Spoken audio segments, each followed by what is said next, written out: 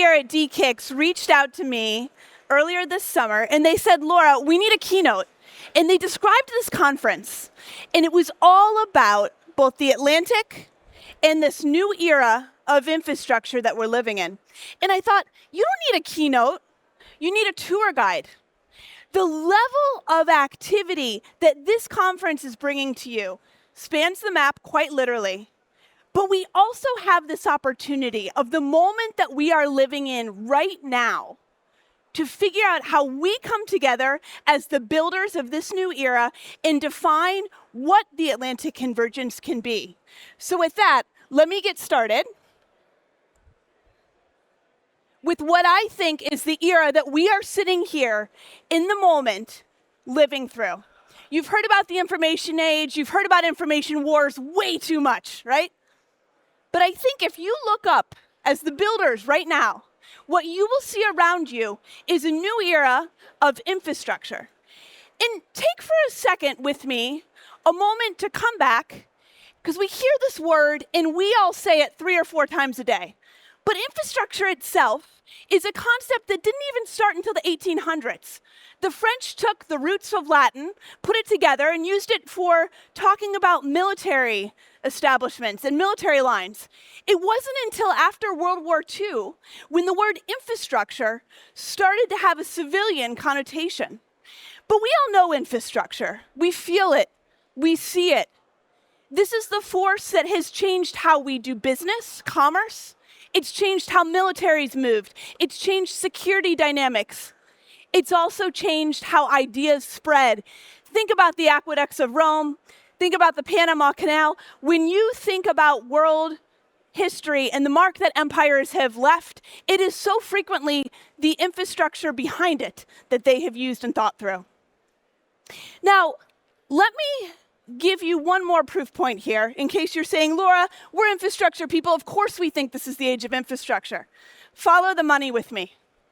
So today, we are standing at the edge of an opportunity so vast, it's almost hard to grasp.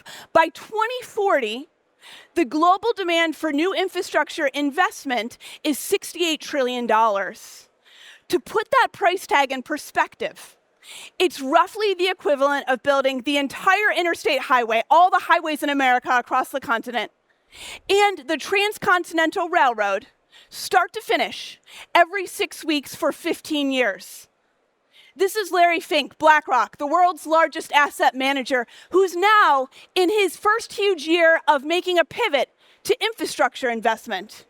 And BlackRock's not the only one. You all feel this shift in where the dollars are going.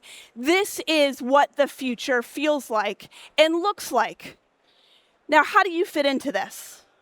You are those infrastructure builders, but not simply the roads of this era. This is the invisible, the intangible, the complex side of that build out. It's the data centers, it's the satellites, it's the connectivity, it's all of the bits and pieces and the orchestration and cloud behind it that make it go.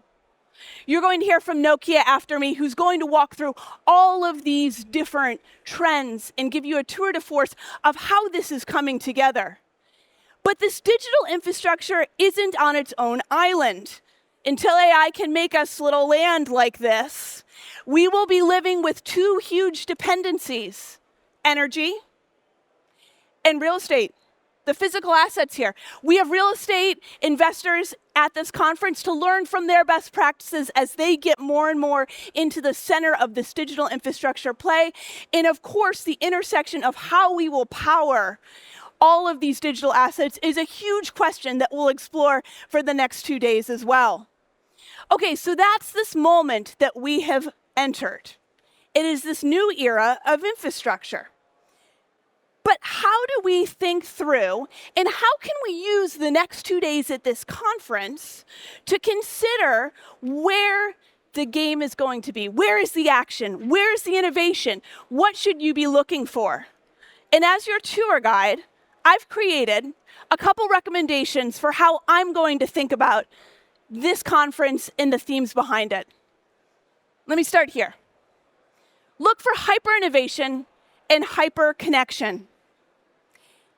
Innovation increasingly is happening when silos meet up against each other in different industries, whether that's compute, whether that's energy, whether that's communications. This fusing is where real growth is happening. So look for that convergence. Look further in where you're seeing capacity change dynamics. Think about the new chips that have just arrived. Someone just mentioned them earlier as they came up on stage, but Cisco released something called the P200 a few weeks ago. What this does, just as an example, is it takes what one chip can do now from 92 chips previously. It changes the energy consumption to 65% of what it previously needed to do. And it's that combination of doing more with less, which almost seems counterintuitive, which is where we're going to find hyperconnection and hyper-innovation merging in these sectors. But this isn't just about innovation. It's also about sustainability. And this will be touched on across the conference too. What you're going to be looking for is how are we able to maintain the ability to drive infrastructure growth, drive infrastructure connection, but still do it with limited resources. Think about Marseille, one of the world's largest landing ports for submarine cables. One of the biggest issues they're having in congestion is around fishing rights. Talk about multi-stakeholder. You're now dealing not just with a submarine landing station, but you're also brokering the rights of how people are going to make a living and how these different ecosystems are coming together quite physically. The government is not going to be able to come in and think through the level of solution that we're going to need here alone. This is where the people in this room, the people at this conference, have a huge opportunity to shape how these multi-stakeholder formats will work to drive a more sustainable approach to infrastructure. Here's the next thing that I'm looking for. Governments are increasingly stepping out of the infrastructure game. Again, don't take my word for it. Just look at the balance sheets across the globe. So much of private infrastructure in the last 10 or 15 years used to be in state hands. So what do we need as a result of that macro change in who, like you, are creating this next big venture, this next investment in infrastructure? We need new models. We need new financing mechanisms. We need new business partnerships. You're going to hear that throughout the conference as well. And the new players who are now focused on the integration of this infrastructure are key to thinking through the dynamics of sovereignty. Sovereignty has been a pretty fixed idea since the birth of so many nations in the mid-1800s, but the concept of digital sovereignty is one that almost everyone here would define differently and is something that we have to continue to think through as we merge these different sectors together in the infrastructure space. But here's the thing, this isn't all an upside. This isn't all just an opportunity for the good guys. It's also an opportunity for the bad guys. I come from the world of cybersecurity and specifically from cyber threat intelligence. And what we've seen in the last 2 years in terms of how spy agencies, militaries, transnational organized crime groups have focused on the opportunity of this global infrastructure build out is wild. With your black hat on, think about it this way. The opportunity in how these different technologies have scaled and this technological build-out has happened gives bad actors a way to make even more disruptive cyber attacks, even more disruptive digital outages. Just 3 weeks ago, the British government had to back a loan for $2 billion to put Jaguar Land Rover back in action. It had been a month of one of the largest manufacturers in the UK going offline. People in the middle of the UK were sitting there without jobs, without a paycheck for a month because of a cyber attack with ransomware against one of their providers. This is a level of disruption that scales and dwarfs what we've seen in cyber operations of the past. I'll give you a quote here. This is about scale. It's about disruption.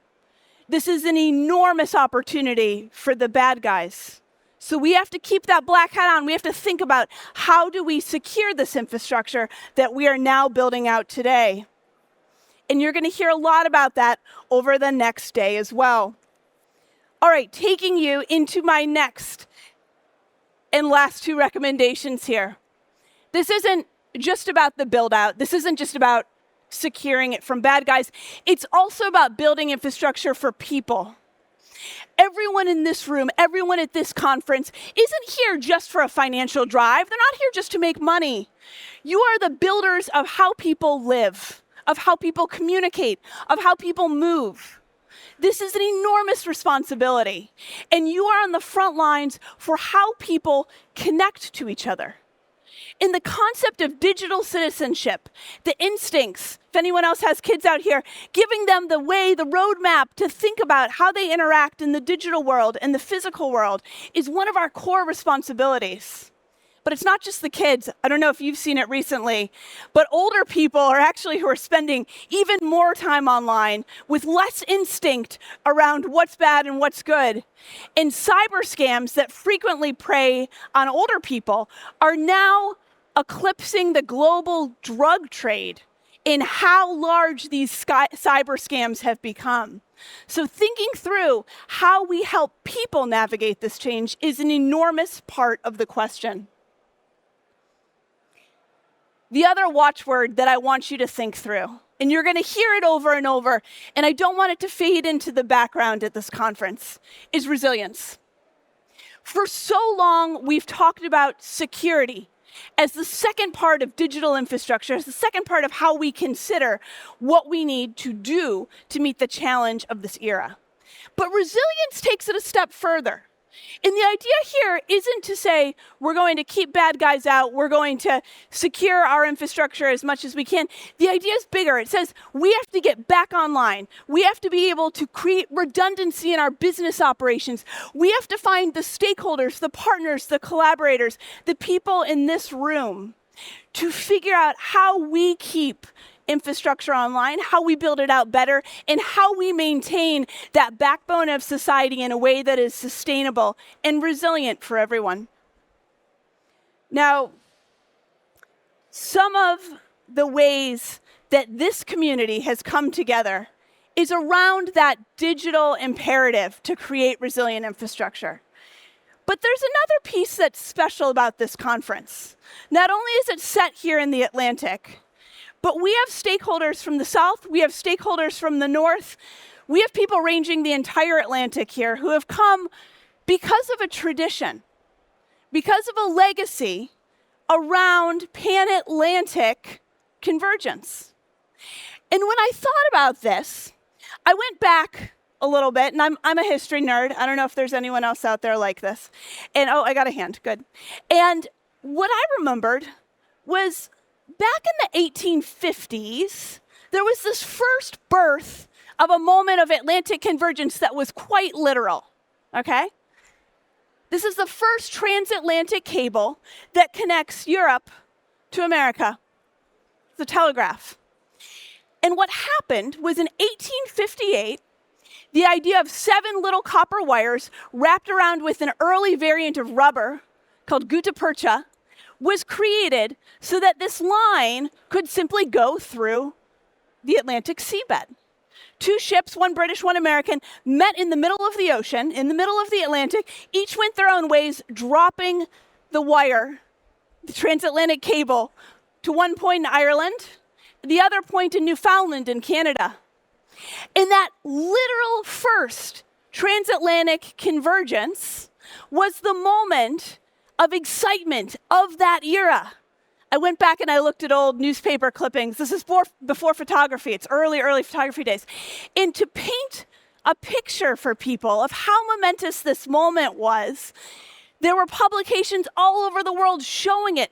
Even the man of the sea, a mermaid, a merman, is pinning his clothes up on this transatlantic wire so that people understand this is truly a connection. It's not magic, right?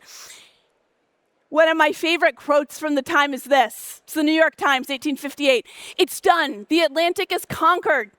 The ocean has ceased to be a barrier. It's now a pathway for intelligence. 1858. What people had in that moment was an excitement, a birth, a moment that they could be inspired about how infrastructure was transforming how we thought, how we acted, how we felt. And as someone with a then 10-year-old, I said, all right, we're in Ireland. We're going to go see where this first cable landed. So this is my picture from 2023 for you. Here it is, those 7 little copper cable wrapped in an early version of rubber. And my son, who's now been in the car for hours at this point, gets out and he sees this. And he says, this is it. This is it. This is the legacy that we here in this room in the Atlantic have. We are the builders, we are the innovators, we are the people who have connected oceans and continents and taken on some of the most complex challenges time and time again. This is your moment, this is your opportunity. Let's build it together. Your tour ends here. Muitísimo obrigada.